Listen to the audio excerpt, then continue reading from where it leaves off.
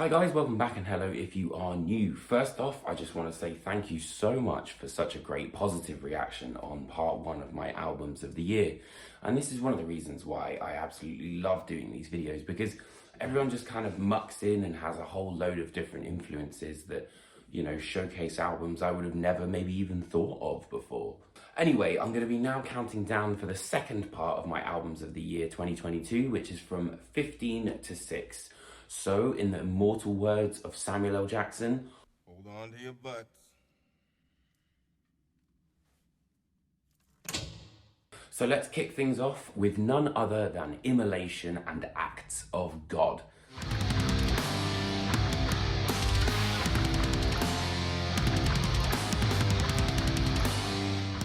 I absolutely love this band, and I think following on from the blue-tinged 2017 release that was Atonement, that this band have really kind of pushed their sound ever forward, and understanding the relationship between space and particularly, I think, where production is concerned, that's really been a big part of this album. And I think, you know, they really understood sometimes silence speaks louder than 1,000 riffs a minute. Personally, I think some criticise the fact that there's 15 tracks, but I don't think that that's too long. I think the more Immolation, the better, to be totally honest. And despite their over 30-year mark, I think that this band are just getting stronger and stronger and still schooling all the kids in what death metal is today.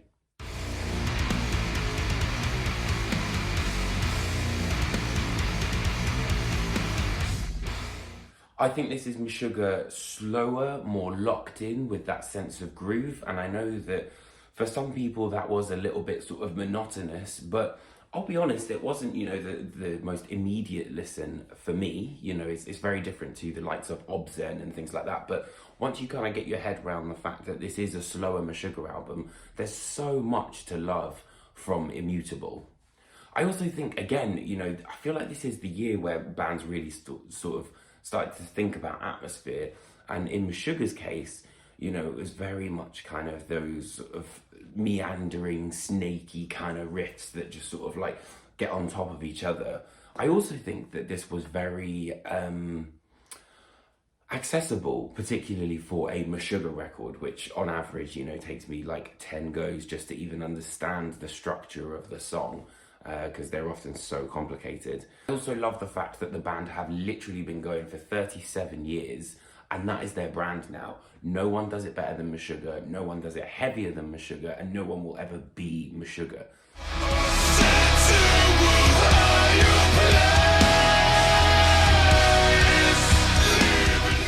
Next up on the list is Malevolence with Malicious Intent. Now, for me, this was the breakout album of 2022. I've always been a Malevolence fan, but I think this is where really they broke their own glass ceiling and proved to everyone that they have so much to offer and really could become major players in modern metalcore. There's excellent songwriting and a huge amount of variety on this album, with songs like Higher Place, Armageddon, and some of the sort of like choruses on Broken Glass.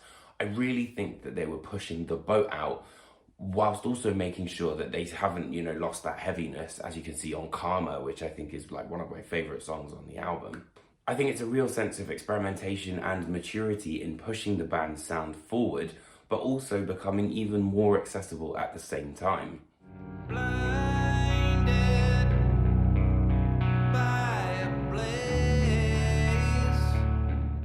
So the album that almost wasn't. After 2019's Final Transmission, Cave In, I thought we're going to call it a day, but with the arrival of Nate Newton kind of taking over the reins, New Reality was released, and Heavy Pendulum was announced. And this album, I think, you know, is 14 tracks of the most experimental stuff that Cave In have done. There's a huge amount of emotion on here, and I think you can really tell that Cave In, particularly that Nate Newton, you know, honours Caleb's memory, but also brings his own distinct sound on Heavy Pendulum. Throughout the 14 tracks, Cave In kind of takes us through this ebb and flow of emotions, and they range from, you know, the heavier sort of stuff on New Reality and Searchers of Hell to the more kind of melancholic side of the band, which is, you know, Wavering Angel, Heavy Pendulum, Blinded by a Blaze is also an absolute like stone cold favorite of mine. I've listened to that so many times this year. And you know, following the horrendous couple of years that this band have been through, it really is a huge triumph over adversity.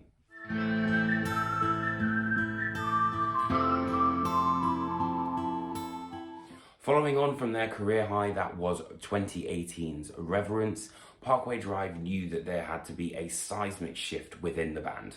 At the brink of calling it quits, the band dug into therapy and created what I think is the most complete iteration of what the band that Parkway Drive has strived to be for the last couple of years in the form of Darker Still. The theme of this record chronicles the dark night of the soul, and I had a really interesting chat with Winston from Parkway just before they played Ali Pali, where he told me all about that sort of story and how it relates to the album and how it's kind of, you know, informed his experience. So if you want to watch that, you'll get way more of a kind of debrief of what this album is about, and I think makes you appreciate the album even more.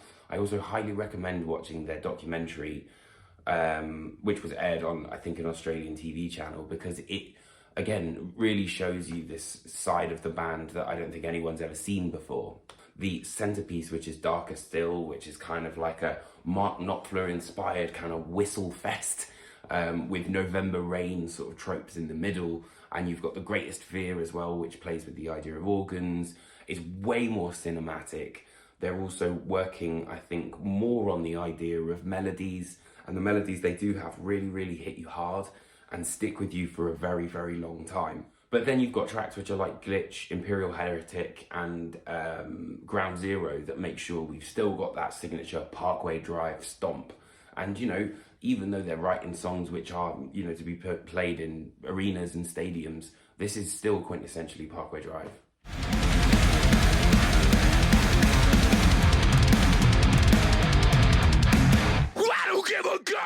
Up next is Lamb of God and Omens, and what a couple of years Lamb of God have had.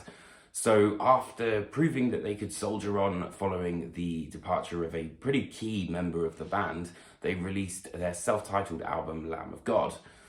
And now they're back in 2022 with what I think is maybe their most pissed off record to date in the form of Omens. And what I love about Omens is the fact that, like I said, it is pissed off, it is angry, it is snarling. It has that sense of urgency that Lamb of God have had, and I think was maybe not brought as much to the forefront in the last couple of years. There's also every element of this band that I think you would want to see on display here, but it's been like kicked into high gear. I also think Art Cruz has kind of added his own flavour to the band without kind of taking away from their core sound, which is really important. Sure, bands have a bit of a wobble, you know, from time to time, and with a band as sort of big as Lamb of God, they've really been put through their paces, but Omens is a defiant war cry to say that they are not only the best of the best, but here to stay. Finally see a world without you, is it bad for me? After the whirlwind success of Will Ramos entering the fold, Lorna Shaw released And I Return to Nothingness, an EP in 2021 that was a real kind of amuse-bouche to what the band were actually penning. Thankfully though, the band smashed through every single expectation and then some to create, I personally think, one of the most emotionally charged deathcore albums I've ever heard. The melodies that are on this album are just absolutely incredible. And when it comes to, you know, sort of like a standard album, I think they delivered a very strong record in the sort of 7 tracks. But it's the last trilogy that is Pain Remains that I think really pushes this album over the limit. There's also a fantastic concept which is, you know, based on this album. Again, we sort of talked through that in a lot more detail with Will Ramos on one of my interviews that I did with him. The duality between melody and heaviness, I think, is really strong on this album. But I also think that we're only seeing the tip of the iceberg here. You know, this is only the first album with Will, and I feel like despite the band going for many years, this is the most complete iteration of Lorna Shaw that we've seen. And I really do think that they can go to some really interesting places, particularly vocally. You know, and, you know, potentially change that narrative on the next album. But yeah, absolutely essential. Have to listen to this, whatever happens.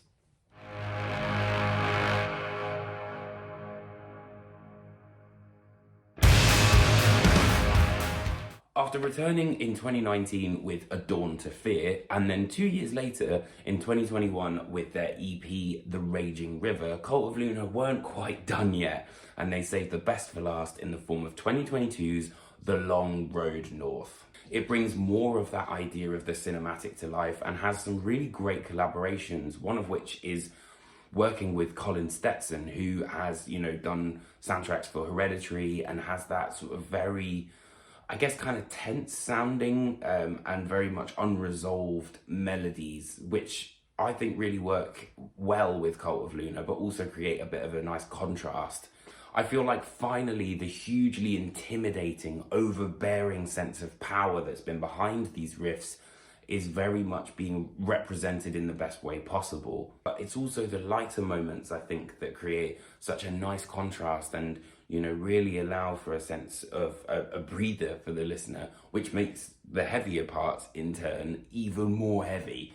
And it's just one of those albums where, I know I've described it like this quite a lot, but it just makes me feel like I've listened to a post-metal revenant, you know, like you've gone through all of that journey, and also the fact that the imagery with it makes me just sort of visualize this sort of barren landscape in the north, snow everywhere, maybe some trees, and just kind of really takes me away from the modern world, and, you know, I think has a real sense of the primal to it, and that's what I'm really drawn to on this album.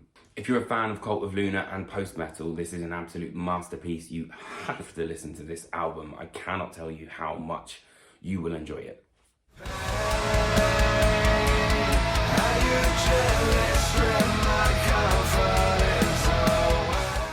After what looked like this might be the end of Machine Head, the groove metal phoenix rose from the ashes and delivered an album that I really do think is career defining. Of Kingdom and Crown is the band's first attempt at a concept album, and I really think they knocked it out of the park.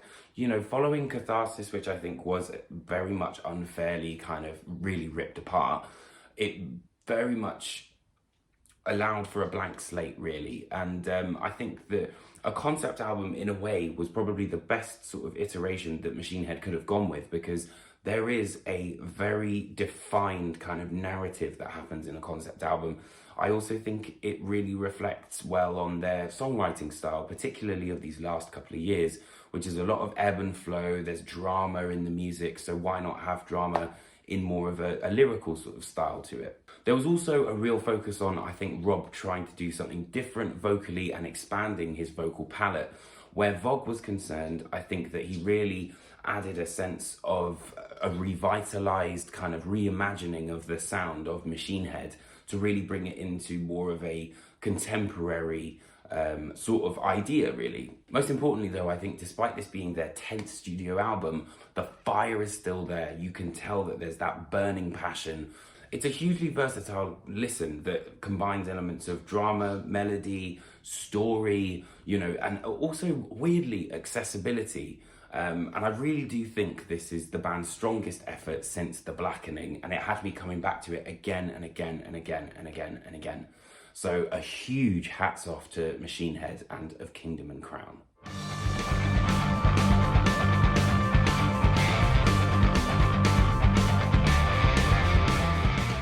So, not content with winning over 2020, Elder decided that, nah, we're pretty much ready to release another incredible record.